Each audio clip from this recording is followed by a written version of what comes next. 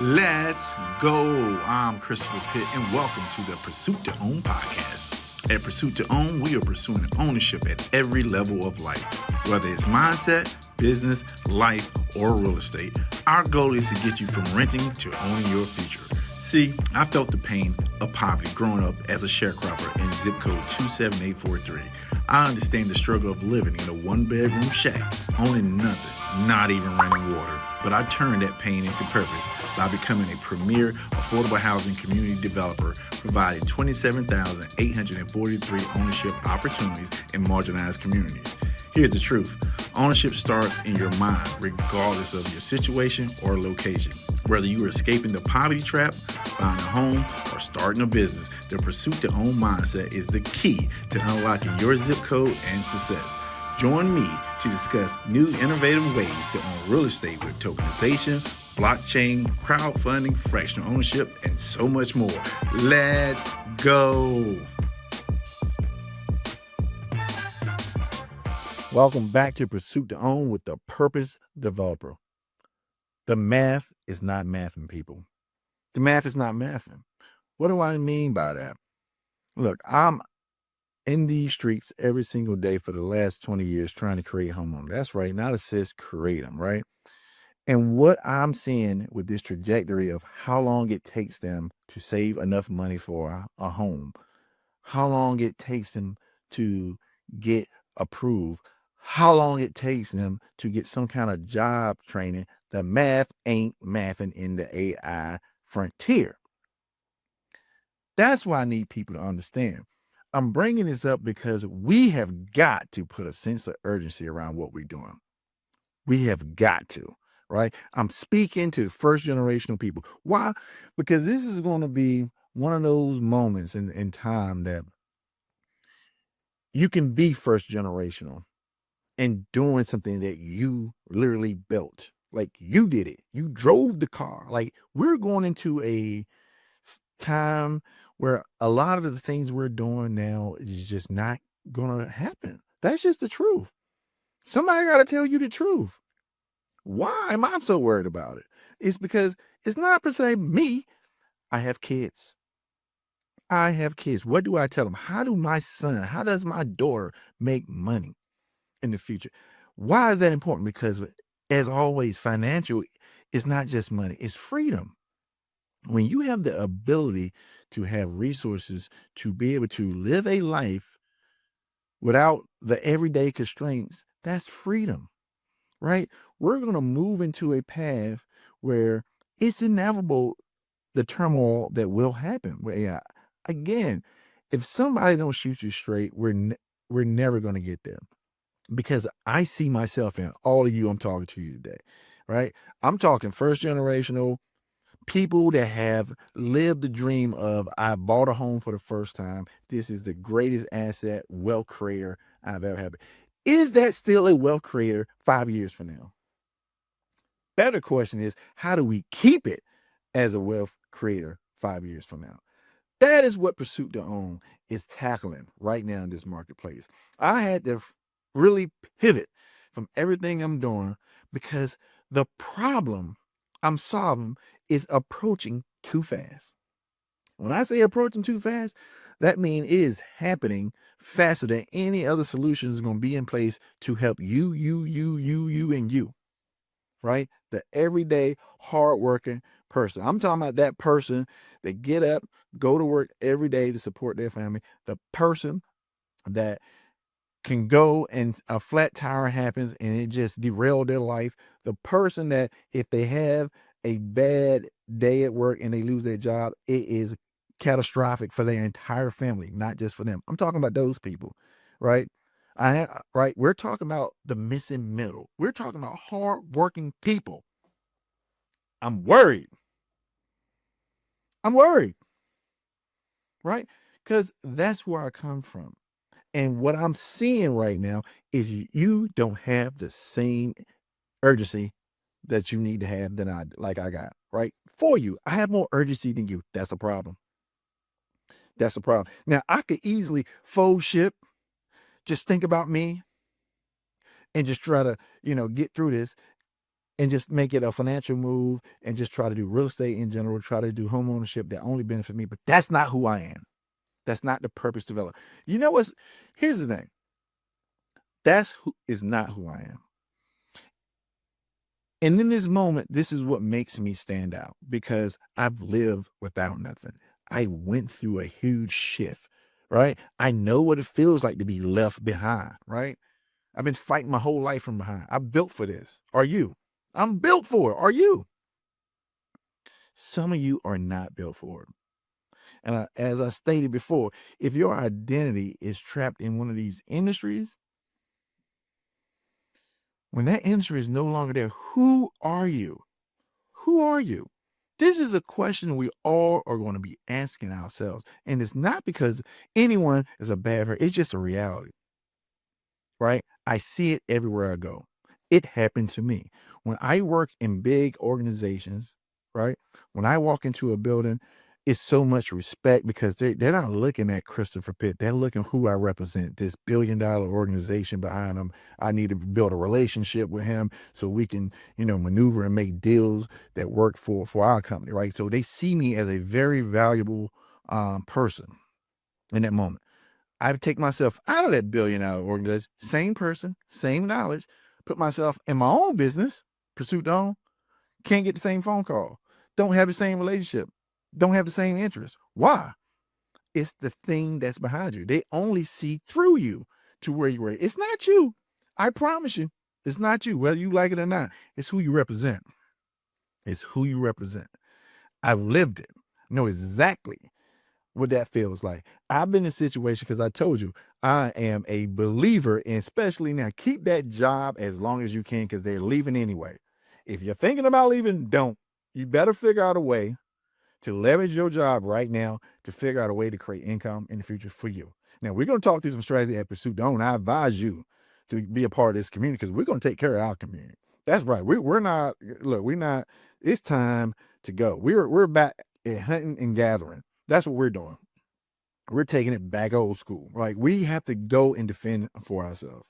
But what I was driving at is it is people that their only existence, they only know themselves as the company they represent that has fed them. And there's nothing wrong with that. That's before that was such a prideful thing, right? Cause that company knowing would take care of you. You've been there for that long, that company take care of you.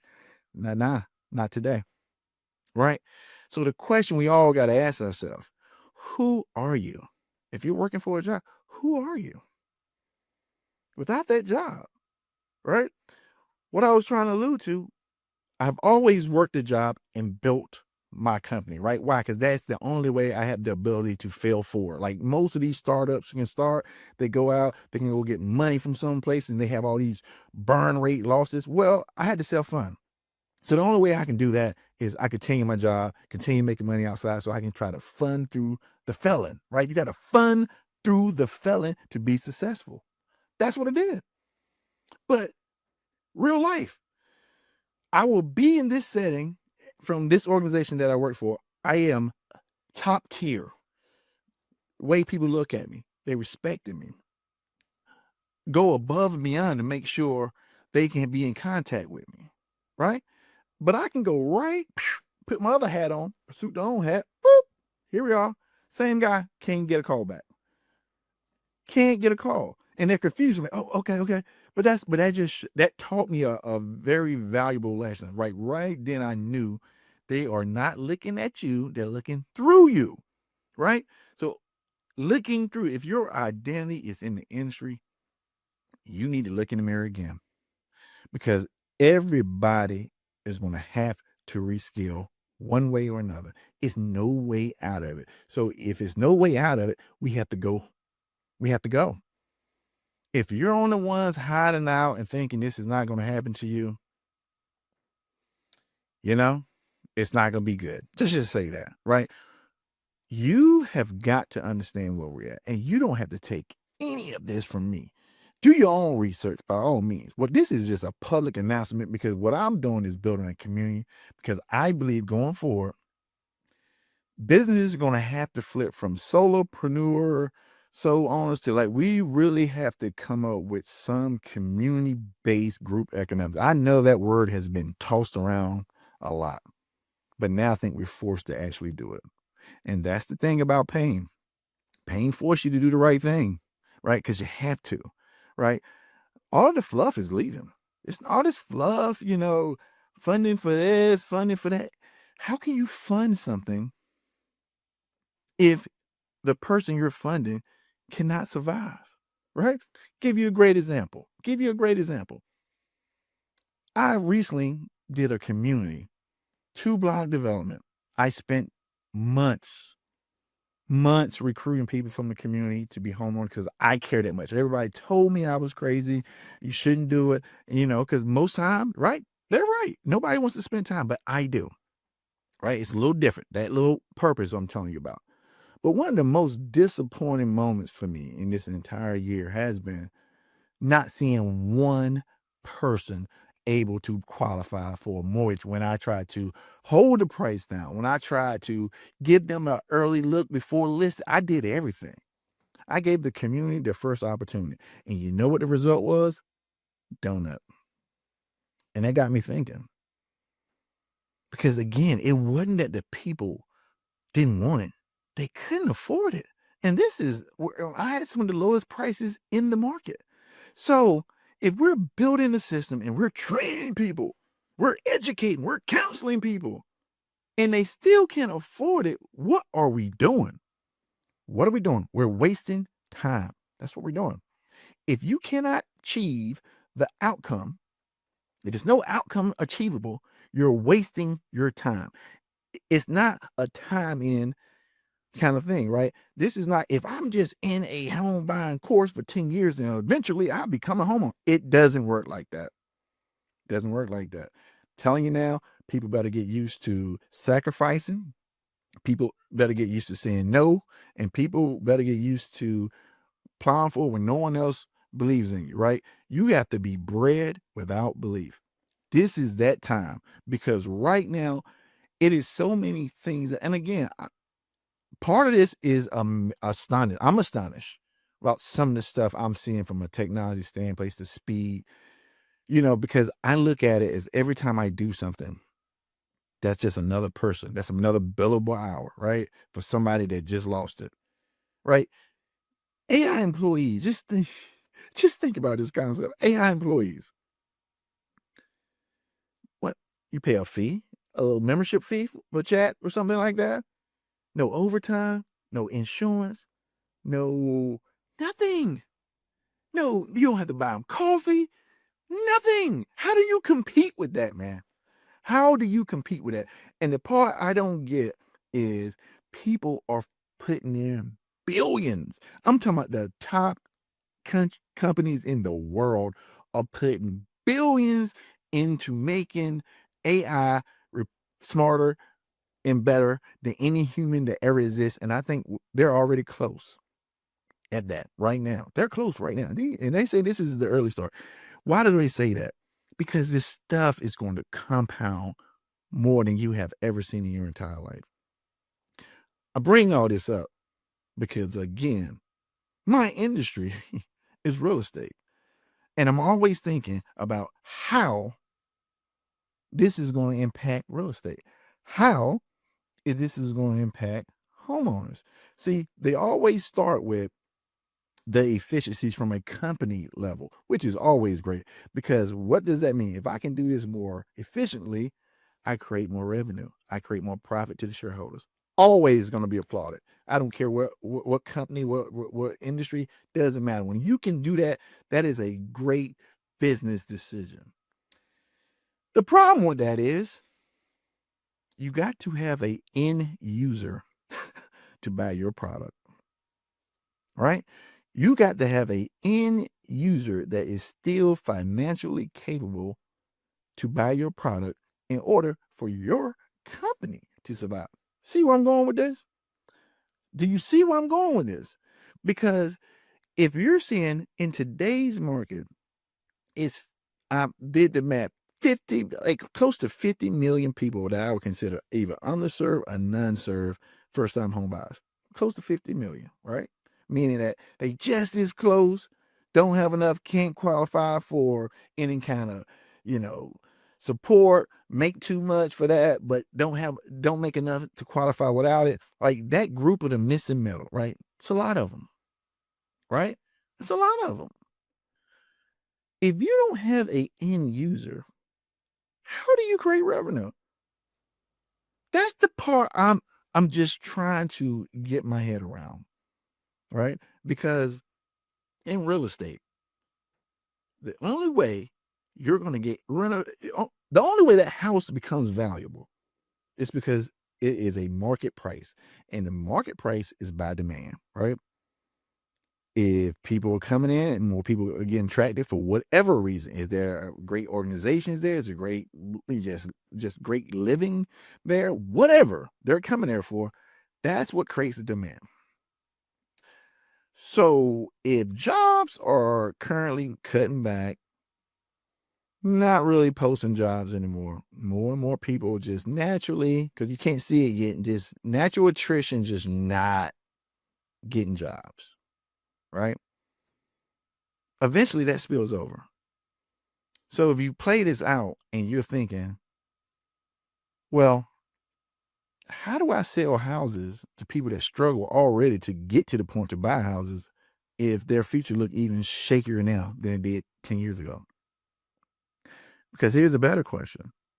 A person that making 100,000, 200,000, and some of these jobs, their future even more shakier than the ones we're describing at the bottom of the bracket, right? Because they're in that no turnaround space, right? You have made so much money and have a statue that you don't know how to survive without it. It's one thing to go without something in life, but man, it's another thing when you have something that's taken away from you. Now, that, my friend, is a problem, right?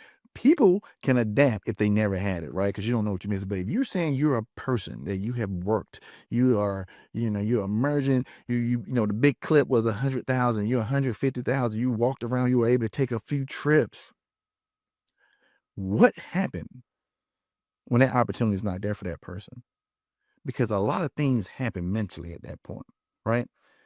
First, you got to go through the stage of you're going to act like nothing is going to happen, right? Nothing is going on here. Everything is going to be fine. That's your innate ability. Okay, but that's what you're trained to do. Because before, if you change job, whatever, you got a job pretty quickly. That's going to be your first thought. Now we get through it. Oh, don't worry about it. We'll tap into a little savings. We're good. But at some point, this duration is going to get longer and longer. Longer and longer. And then panic is going to come in. Because I'm going to give you a great analogy. Again, from a football perspective, right? Had great aspirations of being in the NFL, but some days, got, a cup of coffee, as they say. But some days I'm grateful I didn't make it. Like some days I'm grateful I didn't make it. Because here's why. You give somebody, anybody, but we're talking about young athletes, but it could be anybody. You give someone a job or a ability to make $1 million, $2 million, and that's what they're accustomed to. My friend, when that $1 million job goes away, that person can't stare in the mirror and go down and take a $75,000 job or a $100,000 job, which regular people would think is a good starting spot, a phenomenal starting spot for most. I mean, $100,000, people would think, they have made it. To that person, that's poverty. To that person, it's poverty. So instead of doing what you should do, what do you have to do? You fake it again, you make it, and then it goes down out of control, and they have no way out because the money they made was manual based on what they can do physically. And now you can't do that anymore. You have to use this. That's a different game. Now, I'll give you a great example of this, right? Again, experienced man. I lived through this stuff, right? I missed that NFL cliff. I did. But let me tell you what I didn't miss. 2008. 2008, I was in Florida. We had 3 or 4 branches.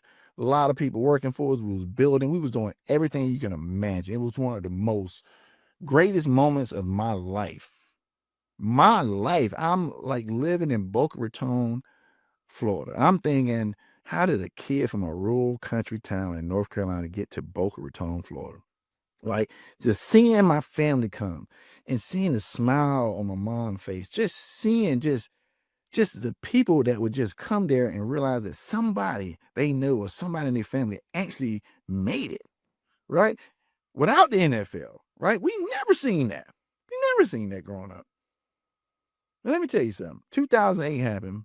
That was my NFL moment because I pretty much lost everything, just like the millions of other people. And that was one of the most humiliating years of my life. 2 years to be to be truthful. No matter how much effort I put in, I couldn't stop what was happening financially. Value was going down. Homes had to be short. So it was one of the most embarrassing times and stressful times of my life. But let me tell you what made me different. Because at some point, once I shed all of that, shame, right? I had to get the shame of, oh my God, I thought I made it and I'm imposter and like, oh my God, I'm back poor, like all this. Once I shed that feeling and I realized I'm back at zero. Matter of fact, below zero. Once I realized that, my friend, that is when I actually became the person you're seeing today because I took that pain and made it purpose. Because you know why I survived? Because I was born with nothing, right? My childhood was about a bunch of surviving on very little. So I knew that could kick in. And that's exactly what it did, right? What I did was trying to find a situation where someone was doing worse than me and that would give me a little more courage each day, a little more courage to come out and be me. I took a job for for money that people probably can make at McDonald's right now, just to restart my career, right? Because I had to think out 10 years at that moment. That was one of those ones, but people are not going to be ready to do that.